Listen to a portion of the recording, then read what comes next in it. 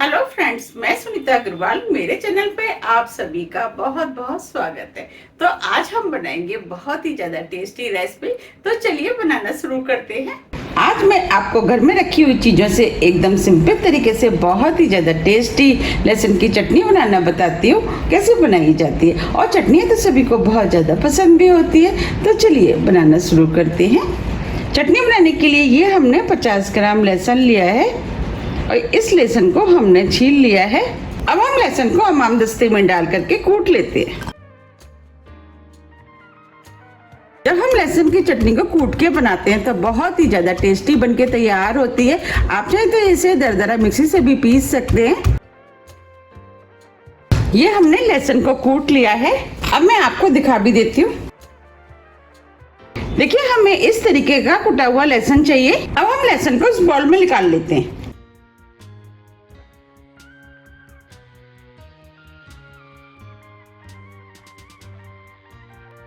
अब लहसुन को साइड में रख देते हैं और चटनी बनाने की तैयारी कर लेते हैं। ये हमने कुटी हुई लाल मिर्च ली है। अब हम इसमें से 2 बड़े चम्मच मिर्च इस बाउल में डाल देते हैं और थोड़ा सा पानी डाल देते हैं और मिर्च को पानी में मिक्स कर लेते हैं। अगर आपके पास कुटी हुई लाल मिर्च नहीं है तो आप उसकी जगह सूखी वाली लाल मिर्च का भी इस्तेमाल कर सकते हैं। आप 10 से 12 लाल मिर्च ले लें और उसे थोड़ी देर के लिए पानी में भिगो दें। जब वो फूल जाए तो उसे पीस करके आप इस्तेमाल कर सकते हैं। अभी मुझे इसके अंदर थोड़ा सा पानी कम लग रहा है। अब हम इसके अंदर 2 टेबल स्पून पानी और डाल देते हैं। पानी को अच्छे से मिक्स कर लेते हैं। अब ये मिर्च अच्छे से मिक्स हो गई है। अब हम इसे साइड में रख देते हैं। ये हमने 1 टेबल स्पून साबुत धनिया लिया है। इसे भी हम इसमें डालकर दरदरा कूट लेते हैं। जब हम कूट करके धनिया को चटनी में डालते हैं तो चटनी का टेस्ट बहुत अधिक बढ़ जाता है।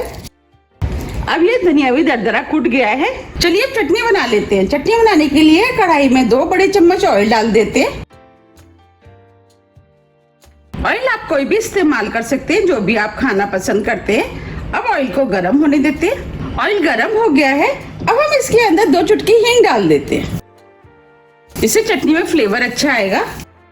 आधी टीस्पून राई को तड़कने देते हैं। राई तड़कने लगी है। आधी टीस्पून जीरा। अब ये जीरा भी भुन गया है। जो हमने लहसुन लिया था वो डाल देते हैं। अब हम लहसुन को लगातार चलाते हुए मीडियम फ्लेम पे हल्के गोल्डन कलर का होने तक भून लेते हैं। अब ये लहसुन हल्के गोल्डन कलर का हो गया है।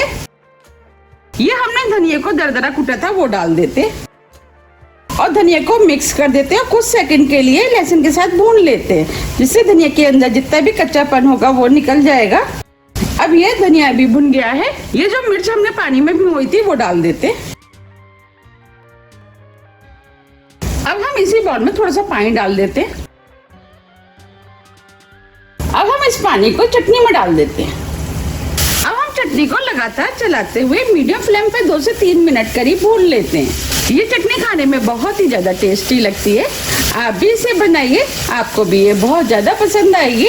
अगर आपको मेरी रेसिपी पसंद आ रही है तो रेसिपी को लाइक कर दीजिएगा और अभी तक मेरे चैनल को सब्सक्राइब नहीं किया है तो आप चैनल को भी सब्सक्राइब कर दीजिएगा और बेल आइकन को भी प्रेस कर दीजिएगा, जिससे कि मैं जब भी नई वीडियो अपलोड करूं उसका नोटिफिकेशन आपको सबसे पहले आए।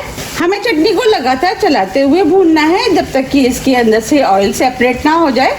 3 मिनट करीब हो गए। चटनी में से ऑयल भी सेपरेट हो गया है। अब हम इस चटनी को और भी ज्यादा टेस्टी बनाने के लिए 2 बड़े चम्मच दही डाल देते हैं और दही को अच्छे से मिक्स कर लेते हैं। दही डालने से क्या होगा, एक तो चटनी का टेस्ट बढ़ जाएगा और चटनी देखने में भी सुंदर लगेगी। और आप चाहें तो इसे बिना दही के भी बना सकते हैं, वो भी चटनी खाने में टेस्टी लगती है।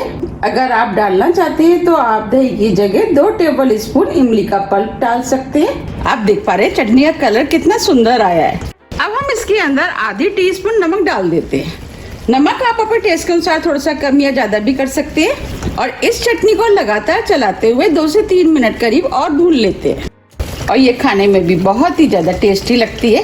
3 मिनट करीब हो गए हैं। अब ये चटनी भी बनके तैयार हो गई है। देखिए कितनी बढ़िया चटनी बनके तैयार हुई है और कितनी जल्दी बनके तैयार हो जाती है। अब हम फ्लेम को ऑफ कर देते हैं और चटनी को हल्का ठंडा होने देते हैं।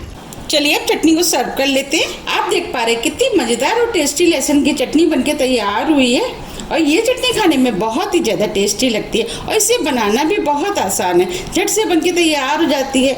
अगर आपको सब्जी अच्छी नहीं लग रही है तो आप इस चटनी को रोटी पे लगा करके खा सकते हैं और अगर आप 2 रोटी खा रहे हैं तो आप इसकी जगह 4 रोटी खा जाएंगे। आप इस चटनी को सिर्फ रोटी से ही नहीं, आप इसे पूड़ी, पराठे, चावल आप किसी के साथ भी खा सकते हैं क्योंकि खाने में होती ही इतनी टेस्टी है।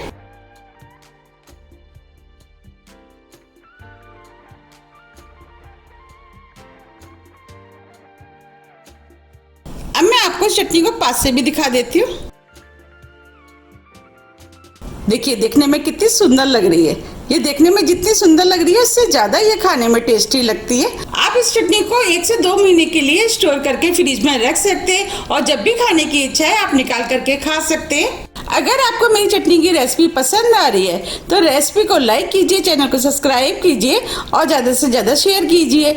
अब हम फिर मिलते हैं इसी तरह की टेस्टी रेसिपी के साथ। जब तक के लिए नमस्कार।